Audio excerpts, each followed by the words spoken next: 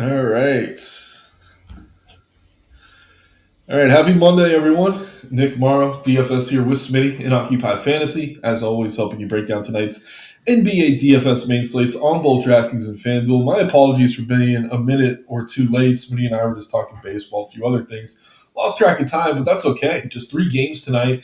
Should be very easy to break these down. But we're going to have to get in the weeds with some of these gross names, especially considering we got a few teams that are actively tanking. Smitty, what are your initial takes going into the slate? Yeah, 3 gamer, but there's a lot of options to play. So I feel like it's pretty good, even though it could be a mess. I think that Memphis Sacramento game is kind of the key to the whole slate, really.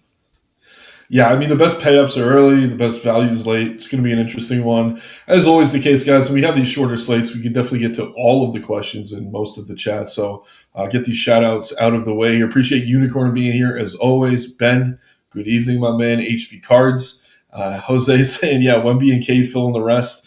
It is possible. I will say I was messing around with some builds. You're going to like the value, though, and he's saying what's up here as well. Appreciate you guys as always getting in here.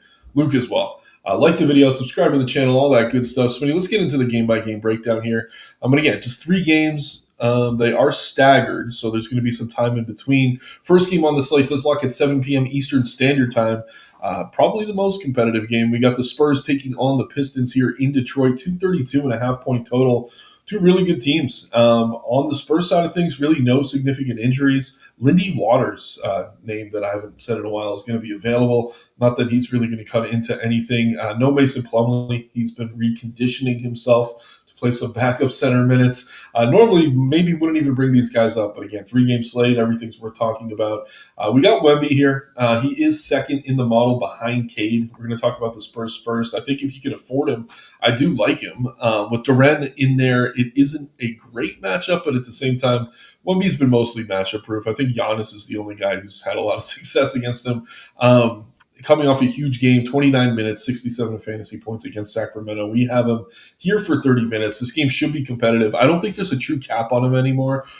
On the 11th, he played 33 against Golden State, albeit that was before the All-Star break. But knowing if this game is close, we could see him play 33, 34, even more minutes. Really, really do like his upside. When Wemby's in and locked in, it makes the rest of the team a little bit tough to get to. I mean, guys like Fox and Castle are fine. Definitely lower owned than maybe they should be on just a 3-game slate. But again, if you're playing stars and scrubs, it's kind of understandable. Dylan Harper, I know we're fans of the player. The minutes have been inconsistent. You could probably get to him as some value. Those 3 guards and Wemby are really the only guys I'm all that interested in, though, Smitty. Like, I don't really want to take shots on guys like Johnson Vassell, knowing the minutes have been all over the place. How do you feel about San Antonio here? Yeah, pretty similar. I think the guys I want to take shots on are kind of in the later games with unknown rotations. For the Spurs specifically, I'm slightly over the field on Wemby. I do like him. I think this game's competitive. In competitive games, you kind of see Wemby play his minutes, which he hasn't done lately. So pretty interested in Wemby. Castle and Fox, I think, both look pretty good at their prices. Probably wouldn't play both of them, but I think it's a 3-gamer, so you could. But one or the other looks fine. Can't really tell you which one. Currently, I have more Castle than I do Fox, but I think both are fine. Vassell and Keldon Johnson kind of just like sprinkle plays, but like I said, I'm really not going to take a lot of shots on these dudes. It's mainly Fox, Castle, Wemby for me. Yeah, I was just going through Wemby's game logs. He's never played Detroit before. They matched up. He actually sat that game, so it should be interesting to see how he does here, but obviously definitely worth getting to. But yeah, man, I'm with you. If I'm taking shots on value, I think there's higher upside in some of these later spots. But let's go ahead and get over to Detroit, where we have no Isaiah Stewart. He's still suspended. Other than that, I believe that's all as far as injuries are concerned. Kate Cunningham, the top play in OF Index in the model today, looks excellent on both sides. You're paying a premium. He's pretty easy to get to. Honestly, surprised he's not over 50% on DK on the 3-gamer. Only 30% on FanDuel, but 11.3. It is a bit of a sticker shock there, but he's been excellent since the break. The Spurs are a good defensive team. But you can beat them with guards. I do think Cunningham is in a really good spot here. He's been excellent since the break. I think he's been pushing 58 to 60 fantasy points in every game since then. So no reason not to get to him there. other than maybe to get different. But again, I would rather just play Cunningham as chalk than most of the chalk on the slate.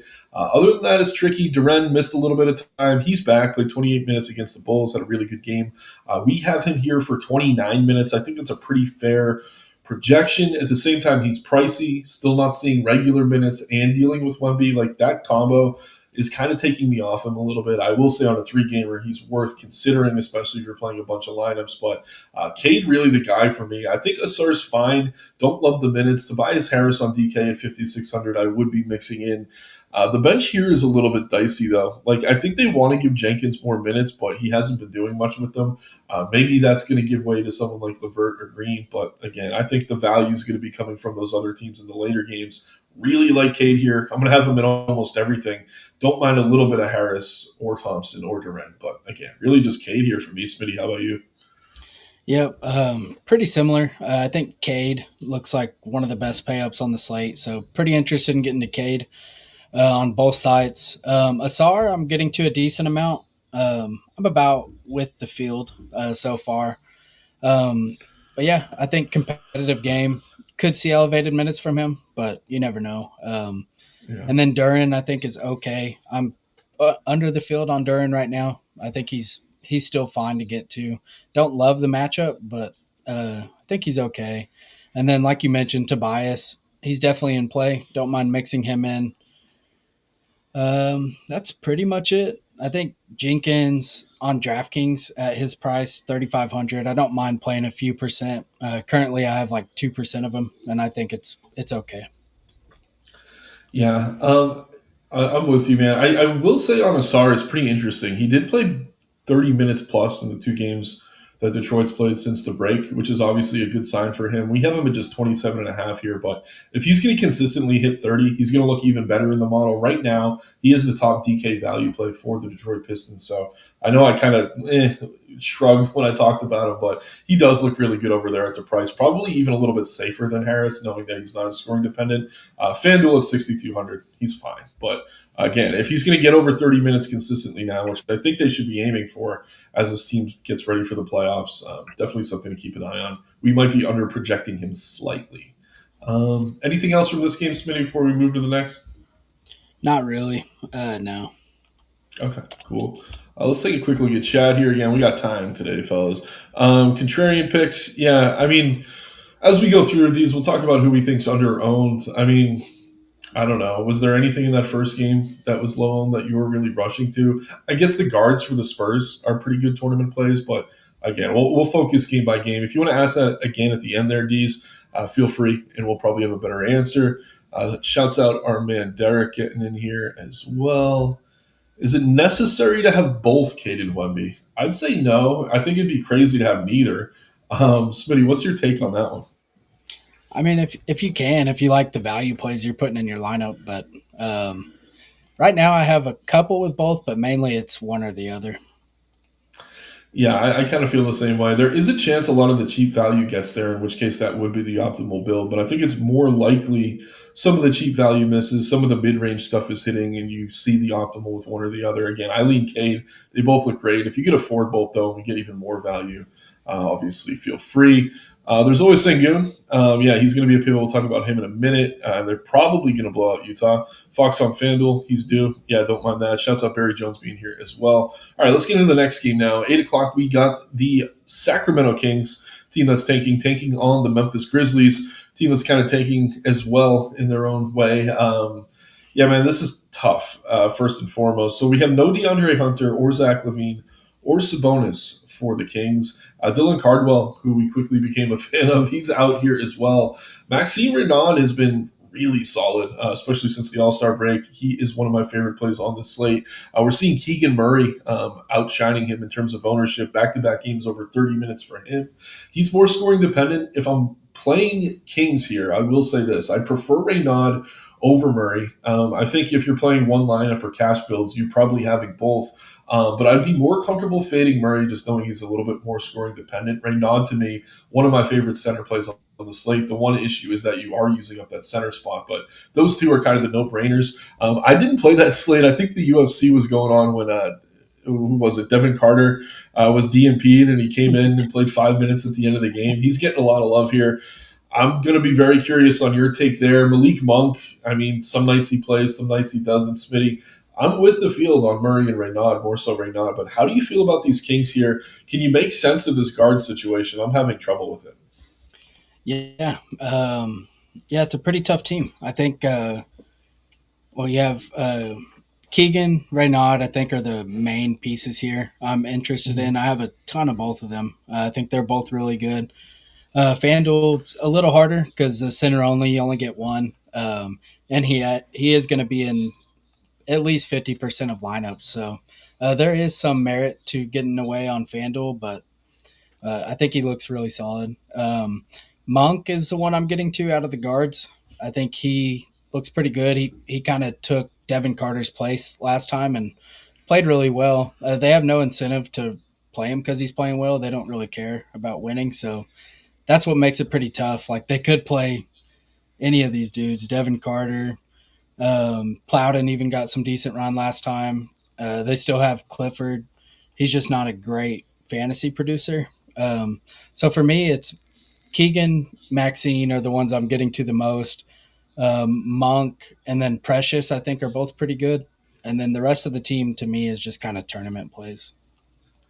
Yeah, I'm pretty much with you, man. Again, the guard situation here is very tough to kind of parse through. I'll say this: I don't think you want both Monk and Carter in a lineup. They seem to kind of cut into each other in a big way. I do think Clifford's minutes are safer than both Carter and Monk's. But to your point, he hasn't been great in terms of fantasy production. Just low usage when he's out there, which is a shame because he is a pretty talented offensive player. One name we didn't mention that I do want to bring up is Precious. If he starts again, I think he is kind of a good contrarian option at low ownership. Only played 21 minutes against the Spurs, had 26 fantasy points. First came back from the break, 33 minutes at 40 fantasy points against Orlando. If no one's playing him, I mean, even on FanDuel at power forward, as a way to get different, I don't think it's crazy. Are you going to be playing any Precious here if he starts? Yeah, I will. Assuming he does start, yeah, I'll have a decent amount of Precious. Yeah, if he were to come off the bench, I would not be very interested. But looking at the ownership here, seeing how popular both Carter and Monk are, I'm trying to look for a little bit of leverage, maybe play a little Clifford, maybe some Precious. But again, the obvious play here is I think we're in agreement on our Reynaud and Murray. Reynaud especially, he's been excellent, especially with the lack of depth there at the center position for Sacramento. Moving over to the Memphis side of things, no Santi Aldama. Kyle Anderson is doubtful. KCP is going to be out. No Brandon Clark, Cedric Howard, or Zach Edey. Ty Jerome, questionable, and John Morant is going to be out here as well. So pulling up Memphis, another team we really kind of have to make sense of, even though they don't really make sense night to night in terms of their rotations. If Jerome's in, he's been playing limited minutes. He's been super productive in those minutes. I would play him as a starter, honestly. And I think the FanDuel price is prohibitive. But on DK, where he's only 6K flat, he's going to look really solid. If he's out, Javon Small, whether he starts or not, is probably going to become the guy at the one. I think Walter Clayton's going to start at the two, regardless of the status of Jerome. He's very popular here. Scoring dependent, but he has been much more aggressive than we saw him in Utah, playing more consistent minutes as well. But similar to Sacramento, the guards are tricky. I do love the front court here, though. I will say that much.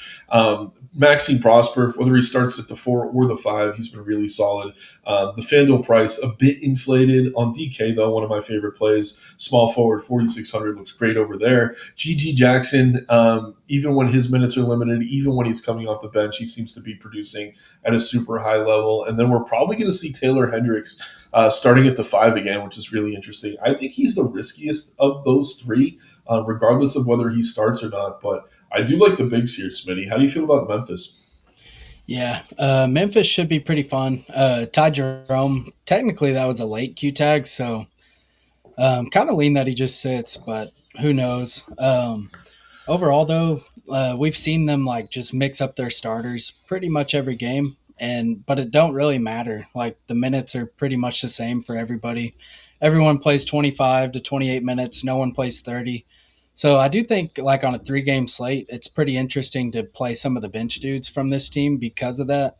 They're going to still play pretty good minutes. They're going to be lower owned. So pretty interested in seeing what the starting lineup looks like, and then I'll kind of go from there. But as of right now, getting to a decent amount of Small, Walter Clayton, I think both of them are good values no matter what. Scottie Pippen's going to look a little bit better if we get Jerome out. I'm still getting to a decent amount right now. So pretty much in on them three. I think they all look pretty good. Ty Jerome, if he's in, I'll play a little bit. FanDuel, I'm kind of underweight right now. I have 10%. I'd be happy with that. So, and then you mentioned GG. Didn't start last time, so I came off him. So that's kind of where I learned that mistake. He went crazy. And then, like you mentioned, Omax looks good. Hendricks is the one I'm kind of iffy on. Like, I'm fine if I don't really get to Hendricks. I'll have a little bit, but Jalen Wells' minutes have been pretty good too. When he scores, he does pretty well. So don't mind Jalen Wells. Cam Spencer's kind of like the last man in for me. Yeah, I'm with you on Spencer, and it's funny. Like if he was getting 30 minutes a night, I think he could crush. It's just they know what they're doing, limiting certain guys. Just sorting by minutes quickly, I think it's worth mentioning. GG projected for the most minutes on this team, and I don't even think we're projecting him to start, so that is notable. Jalen Wells consistently hitting 27, as is OMP and Walter Clayton. Those four, I think we can feel good about the 26 to 28 minutes. The guards have been dicey. Pippen, Jerome, Small, all around 22 to 24. So Jerome being out would be good, but I wouldn't want to like lock in any guards necessarily just because they are likely to be limited. Memphis is willing to run a little bit bigger, even against smaller teams. But again, we're speculating. We're drawing off very limited samples of data. This team is tanking. They're getting creative in doing it, unlike some of these other teams too. So definitely keep an eye on the starting lineup. Keep an eye on the new there for Ty Jerome. But really good game environment. 232.5 points. Two bad teams, but two bad defenses. Very high total there. So no reason not to like that one. Let's take a quick look at chat here. Kenny Brayboy. What's up, my dudes? Appreciate you being here, Kenny. What else do we got here? Yeah, Deez, let us know about those contrarian plays. The question at the end. Luke mentioning, as Smitty did, Jerome was an afternoon downgrade. Do you like Shepard over Monk? We're about to get to that game. We'll talk through Houston. What's your initial take on that one, Smitty? Probably not. Yeah, there's really no one out for Houston. As talented as Shepard is, I just can't trust the minutes. It seems like every player on the Grizzlies only getting 20. Yeah, if you look at the game logs, though, they are more willing to give the bigs a few extra minutes, it seems, for whatever reason. Maybe that flips. It's tough to say for sure. But enough about the Grizzlies. Let's get into the last game here. We get the Jazz taking on the Rockets in Houston. Houston massive favorites at home, 229.5 point total. This Utah team is indeed tanking, but maybe Keontae George comes back tonight. He's listed as questionable. Lauri Markkanen probable. Yusuf Nurkic out for the year with a nose injury. That's a new one. And Jaren Jackson Jr., Walker Kessler obviously out here as well. So if they get George back, I think they could be a little bit more competitive here. I don't know that I want to be playing him off an injury. We have him for 25 minutes, but I kind of hope he's in just to kind of keep the game close. If he is in, that's going to take Collier pretty much out of play. I mean, Vince Williams has been a pretty interesting value piece. But with Keontae in, he's going to fall down the depth chart to the third point guard, and he would be very tough to get to. Man, Filipowski I like, but now with the price increase, he's tough to feel too good about. I will say with forward eligibility, I still think he's in play. A little bit surprised he's not more popular in spite of the difficult matchup. He's the one I kind of like here, but if George is in, Smitty, Utah, one of the tougher teams to get to tonight. How do you feel about them here on the road? Yeah, it's tough. They're kind of just priced for these guys to be out now that they're back in. Just one of the more overpriced teams. FanDuel, I'm getting to a little bit of Filipowski, couple percent of like Bailey and Sensabaugh, but that's pretty much it. DraftKings, I actually got to know Utah in my first run, so not going to try and force Utah in because I don't really like anybody there, but if we do get Keontae out, I think it kind of opens things up a little bit more. So it could be a good spot for late swap. Yeah, good call. And again, we always say this. If a team's getting healthy, usually the other guys are overpriced. The players coming back, you got to worry about the minutes. So it's kind of a perfect storm here for Utah, making them difficult to get to even on a 3-game slate. But a way to get different, if nothing else. Over on the other side of things, we have the Rockets. They're pretty healthy. No Steven Adams still. No Fred VanVleet. No Jayshawn Tate. They've all been out for a while, though. So really no big changes here. Widespread, we're dealing with some blowout risk, but at the same time, only a 3-game slate. Kevin Durant sub 9K on both sides. He looks pretty good to me. Sengun in a very soft matchup looks solid. If you can't afford the Wemby-Cade combo, I don't mind getting here. We had Jose ask about Reed Shepard just a couple minutes ago. He's been okay. Kind of shocked he's as popular as he is, though. I guess maybe people are hoping for the blowout. I don't know that he's going to get a ton of blowout run. I'd have to kind of look into that. But I guess building into that narrative, maybe he's the guy for that reason. They still have J.D. Davidson, Aaron Holiday on the bench, like names I don't want to be mentioning, but I guess we have to. But yeah, Easton's okay. Smith's fine. I mean, if it's a blowout, though, is it Reed Shepard, Smitty? How do you feel about Houston in general here? No. Yeah, he could get blowout run. I have a decent amount of Reed Shepard. I feel better about Monk though, but it's a game against Utah, so I could see it being like a game where they're like, just go out there and shoot the ball to Reed. Yeah. Like you could see it, so I don't mind it. But with the field getting there, I almost like betting against it, just because the field's already there and we don't really know. But as far as Houston overall, on FanDuel they make up a lot of my exposure, but DraftKings it's mainly Sengun, and then a little bit of Reed Shepard and KD. Tari looks pretty good too. I'm getting to more of him on FanDuel though. FanDuel, he's one of my higher exposed players for Tari. Only 6K. Seems like a really good price and a good matchup against Utah. Sengun also on FanDuel. I'm getting to a ton. KD is someone that I'm getting to on FanDuel. I'm not with the field at 50% basically. I'm under that, but I do think he's a pretty good option. And then I also have a decent amount of Amen. So looks like I have a lot of Houston, which I'm kind of okay with right now because, like we talked about with Utah, if we do get Keontae out, it kind of gives me some room to late swap some guys. Yeah. Yeah. No, I think that all makes sense. And I'm sitting here multitasking, trying to find the last time this Houston Rockets team was in a blowout. I'm going way back now. They played the Thunder, Yeah, they've been kind of bad. lost by 20. This was a while ago. I was trying to see who would even get the blowout run. Like, I don't really know. It looks like J.D. Davidson. Okay, so I don't know which date this was, but they lost by 30 points to the Thunder at home. And in this game, everyone was healthy, but Adams was available. Adams got a ton of minutes, but J.D. Davidson off the bench ended up playing 21 minutes. Reed Shepard played 19, which was kind of normal for him. So I guess the sneaky guy might actually be Davidson. He did play a decent amount last time out, too, against OKC. Again, I don't think we need to get this cute. Like, we have other value on this slate. But if you're looking for a punt late just to get some exposure there, you hope that game blows out and no one hits value. Maybe Davidson's the guy. I don't know. I'm really grasping at straws here, Smitty. Any thoughts on old JD? Yeah, I don't know. I don't mind playing a couple percent. I think you definitely can. Yeah, and again, he's minimum price. Like, I'm not expecting the world out of him. He had a good game against the Bulls, played 24 minutes, 26 fantasy points. It's like when he actually gets minutes, he does pretty well. Had a pretty good preseason too. But again, it would take the blowout here. And if Utah's actually going to try, they're going to play Laurie and Keontae. Maybe they can keep the game close. So I think Reed's over on JD as a punt's fine. But again, we're playing narratives here on a 3-game slate. What else we got going here? Thoughts on Jabari? Very much a neutral play for me, Smitty. How about you? Jabari Smith. Yeah, I feel the same way. He's kind of just correctly priced. Yep. Rocket saying if you're sitting the bench on a tanking team, prob means you're too good. Yeah. Usually they'll like fake an injury and put you out for the year like Nurk, but that is obviously true. Max 3-4 on a 3-gamer.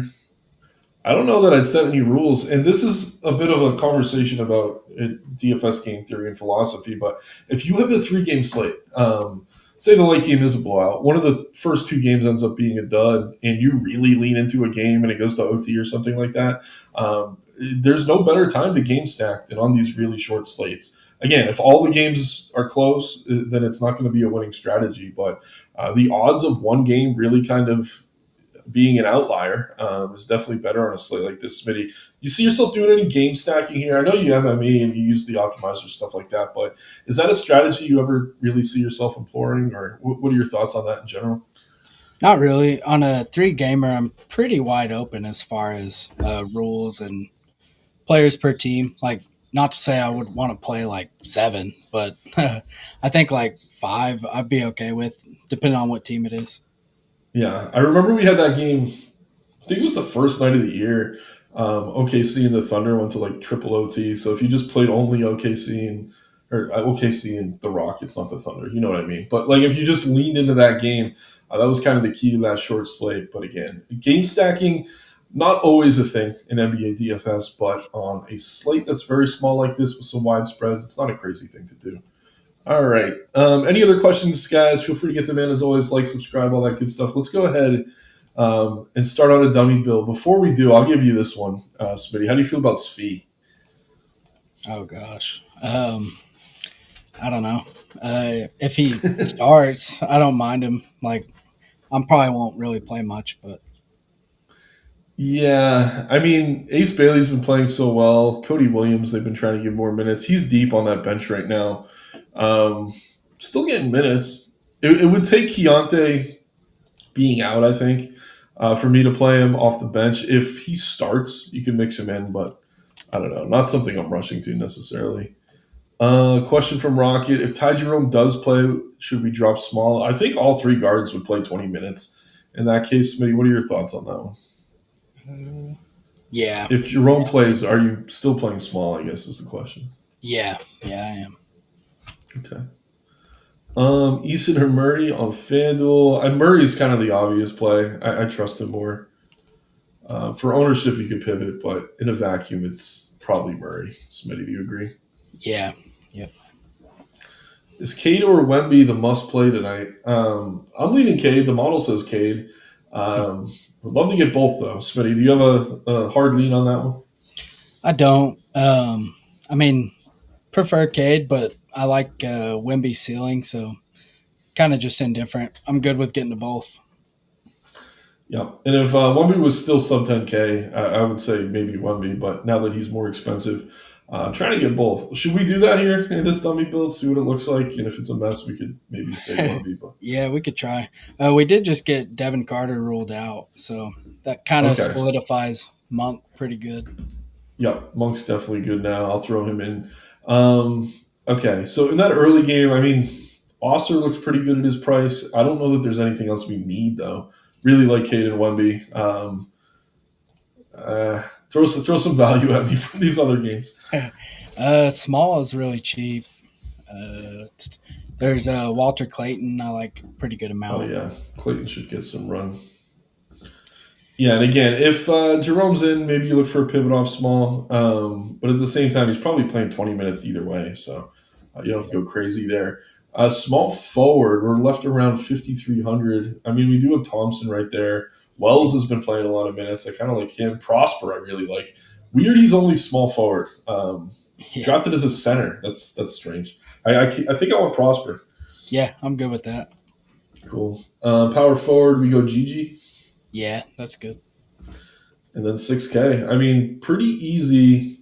I don't know that I want a Sensabaugh here, but we go ahead with Keegan Murray. You can upgrade small if you had to. This is going to be a chalky build, guys, but it's pretty easy to fit Cade and Wemby, just to answer that. Let's go ahead and check out FanDuel. We'll start the same way. Why not? They're more expensive here. But again, we have some value opening up. Smitty, just throw some names at me. I'll get them in. Yeah. Probably still Keegan here. Yep. Do we want to go with Reyno here? Yeah, I was just going to say the one guy we didn't play on DK that I kind of wanted was Reyno, so I'll throw him in. Walter Clayton's even cheaper on FanDuel. Yeah, I like Clayton. I mean, we also have Monk now that Carter's out.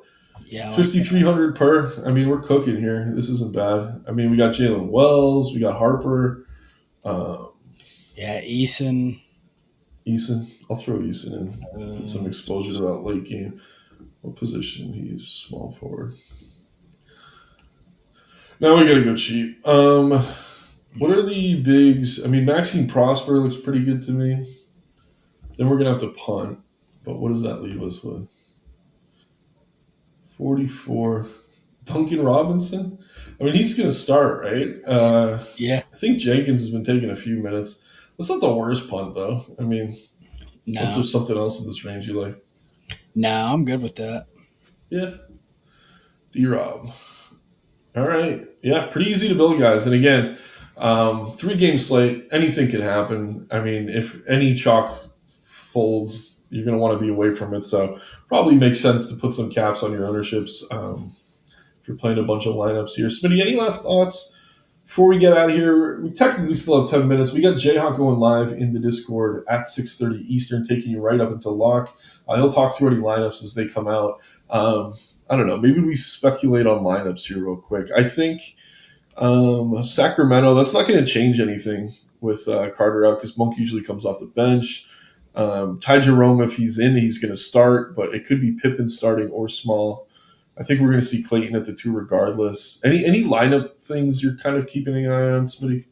No, just mainly seeing if Jerome is out, just kind of what that Memphis starting lineup is, I think is somewhat important. But like I said, I still like the bench guys. Like even if we say G.G. Jackson's coming off the bench, then I'm still happy to go there. Yeah, I like GG a lot. He's been beasting. All right. Any other questions, guys? Appreciate you, Power. Cordero saying, yeah, fitting both stuff possible for sure.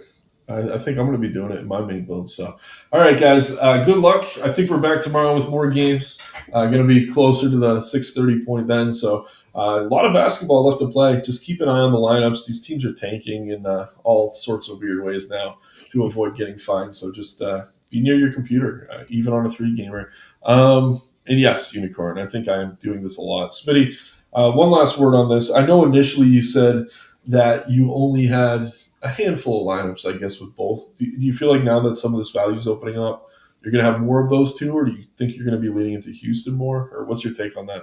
I think so, just because with the value plays, I feel pretty confident in a lot of them. And I think you're just going to need the raw points. So I do think getting to Wemby and Cade is probably a good decision.